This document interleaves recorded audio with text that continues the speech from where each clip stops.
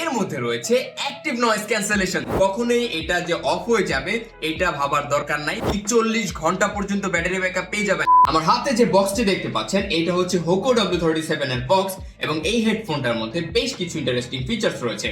চলুন জানি একে একে। নাম্বার 1, এটা অনেক বেশি কম্প্যাক্ট এন্ড কমফোর্টেবল। আপনারা চাইলে এটাকে ফোল্ড করে যে কোনো জায়গায় ক্যারি করতে পারবেন আপনি যদি অনেক বেশি ট্রাভেল করে থাকেন।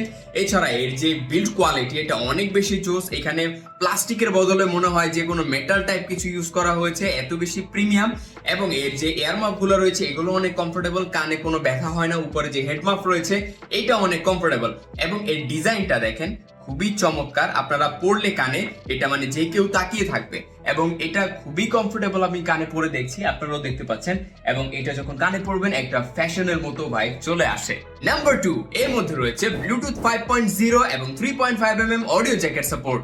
সো ব্লুটুথ 5.3 থাকার কারণে আপনারা স্টেবল এবং স্মুথ কানেকশন পাবেন 10 মিটার দূর থেকেও যদি কোনো অবস্টাকলস না থাকে। এবং যখন এটার চার্জ শেষ হয়ে যাবে তখন বক্সে থাকা এই 3.5mm কেবলের মাধ্যমে সরাসরি এটাকে প্লাগ করে আপনারা মোবাইলের সাথে কানেক্ট করে শুনতে পারবেন। যদি কম্পিউটার থাকে তাহলে সেখানে কানেক্ট করেও আপনারা শুনতে পারবেন।